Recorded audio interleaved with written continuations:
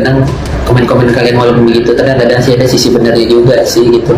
Dan kadang hidup tuh emang kadang-kadang orang yang terdekat itu bisa menghancurkan hidup kita sih.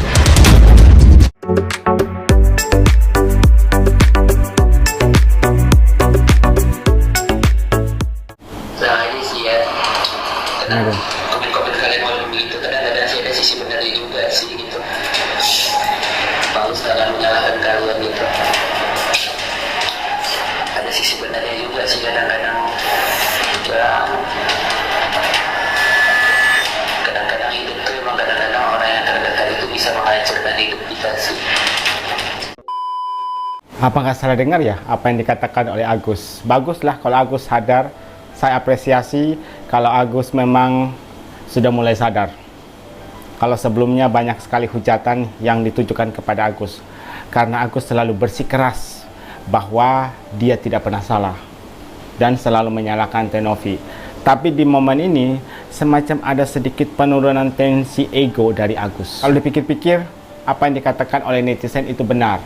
Berarti di sini ada persetujuan dari Agus bahwa selama ini apa yang dikatakan oleh netizen itu benar. Karena mungkin Agus merasa bahwa netizen itu berusaha untuk menyadarkan Agus. Netizen itu berusaha untuk mengembalikan Agus ke jalan yang benar. Memang kita semua manusia tidak ada yang sempurna. Pasti pernah berbuat salah dan kita tidak bisa mengabaikan hal itu. Tapi pada kasus ini Agus kan lagi viral karena menyalahgunakan uang donasi, dan ada beberapa hal yang tidak terpuji dilakukan oleh Agus, yang akhirnya Agus terkena sanksi sosial dari masyarakat. Tapi di momen ini Agus mengatakan mungkin selama ini apa yang dikatakan oleh netizen itu benar atas ucapan-ucapan dari netizen. Dan ada kalimat terakhir nih yang membuat kita bertanya-tanya, siapa yang dimaksud oleh Agus? Orang-orang terdekat yang selama ini ingin menghancurkan Agus. Nah, kita kan bisa tahu sendiri secara visual siapa-siapa saja orang-orang terdekat yang selalu bersama Agus, yang sering bersama Agus. Kita kan bisa tahu. Lewat statement yang diberikan oleh Agus ini, kita berharap Agus semakin terbuka pikirannya. Dan saya yakin kalau Agus mau berubah, pasti masalahnya akan cepat selesai. Kalau memang masih ada beberapa hal yang butuh pengobatan dari pihak Densu, Teh Novi, pasti akan tergerak hatinya untuk membantu Agus. Heboh lagi pernyataan mengejutkan Agus mengenai orang terdekatlah yang membuat hidupnya hancur. Agus bukan musuh yang buat hidup saya hancur, justru orang terdekat saya. Waduh, siapa sosok yang dimaksud oleh Agus? Nah, kemudian di situ ada komentar ya, baru sadar ya Gus, si Wawa yang paling beruntung. Kalau dipikir secara logika, yang diuntungkan dari kasus ini si Wawa. Utang rumah lunas, utang uang sekolah anaknya lunas, kemudian ada AC baru di rumah.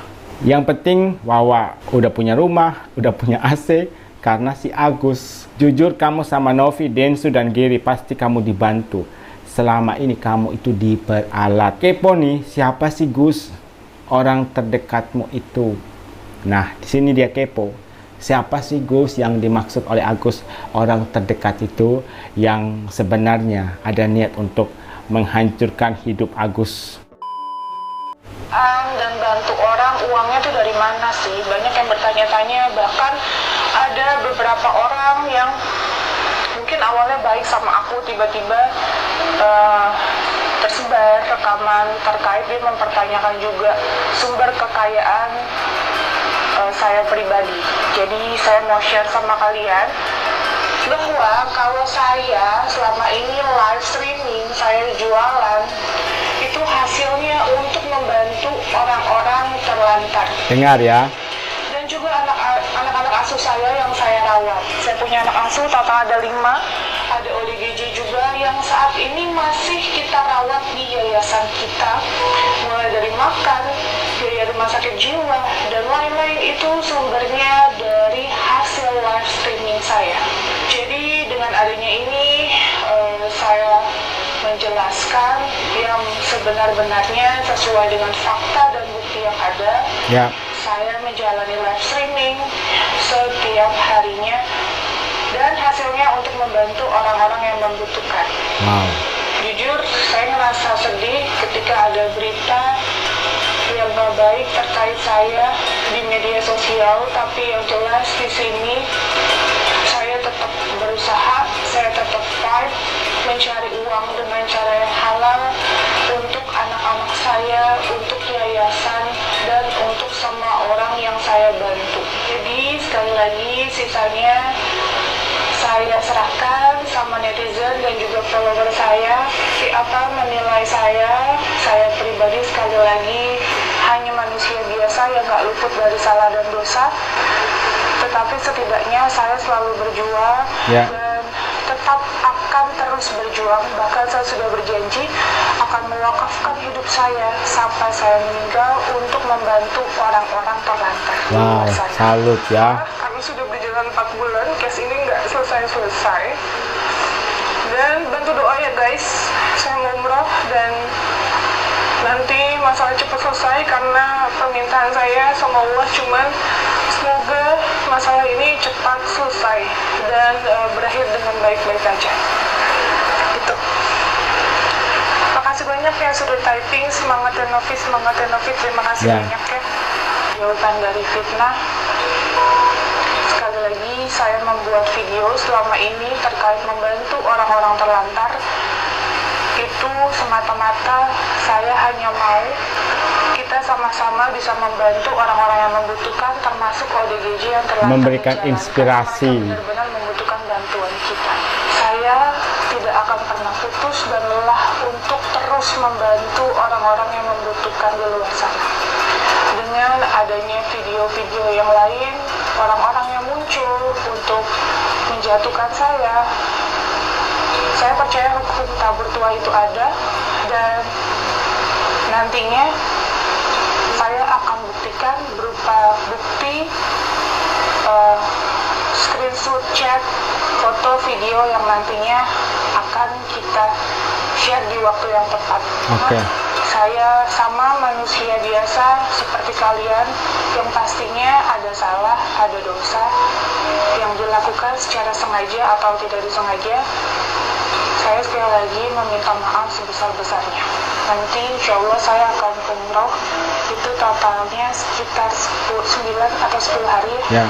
Nanti setelah itu kita akan fokus terkait tuduhan-tuduhan yang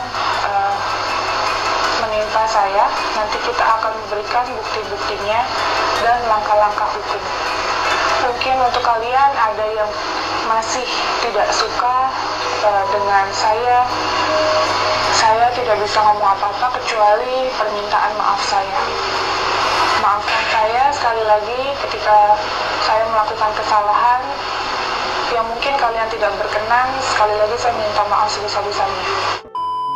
Oke guys, jadi ini statement terbaru dari Tenovi.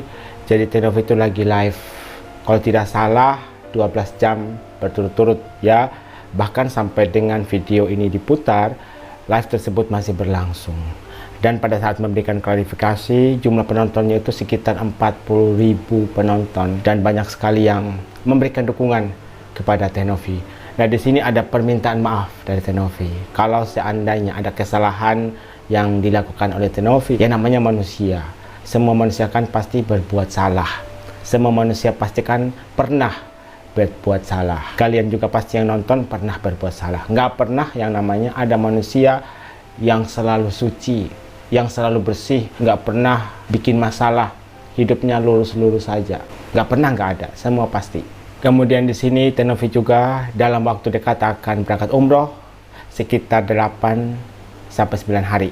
Setelah pulang umroh, akan banyak sekali bukti-bukti yang akan dikeluarkan oleh Tenovi yang mau ditujukan kepada publik terkait tuduhan-tuduhan yang dilontarkan oleh banyak pihak ya. Dalam hal ini mereka itu berusaha untuk menjatuhkan Tenovi. Kemudian persoalan dari mana sumber penghasilan Tenovi untuk membiayai yayasannya. Tadi juga Tenovi sempat menyinggung soal suara rekaman dari teman dekat yang malah ngomongin Tenovi di belakang. Dari mana sih sumber uang dari Tenovi? Kok hidupnya hedon? Kok beli mobil mewah dan sebagainya? Nah, di sini kan Tenovi memberikan penekanan. Dari mana uang didapatkan? untuk membiayai anak-anak terlantar, ODGJ, dalam hal ini yayasannya, dari hasil live jualan, dari AdSense YouTube, walaupun mengalami penurunan yang drastis, tapi paling tidak ada. Tapi untuk sekarang ini, sumber penghasilan utamanya itu dari live. Itu diungkapkan langsung oleh Tenovi. Jadi dalam hal ini, Tenovi lah yang membiayai yayasan. Bukan sebaliknya, bukan yayasan yang membiayai Tenovi. Tapi Tenovi yang bekerja keras mencari uang. Apapun caranya, yang penting yayasannya ini tetap berdiri kokoh. Walaupun ada masalah intern yang terjadi. Hal ini juga menjawab pertanyaan yang diajukan oleh netizen. Podcast Densu ada statement bahwa sisa uang yayasan itu tinggal 1 juta atau 2 juta. Tenovi sudah menjawab dari hasil live jualan. Yang pasti hasil live jualan dimasukkan ke rekening yayasan, menjadi uang yayasan. Uang itu dipergunakan yang membantu orang-orang yang membutuhkan bantuan.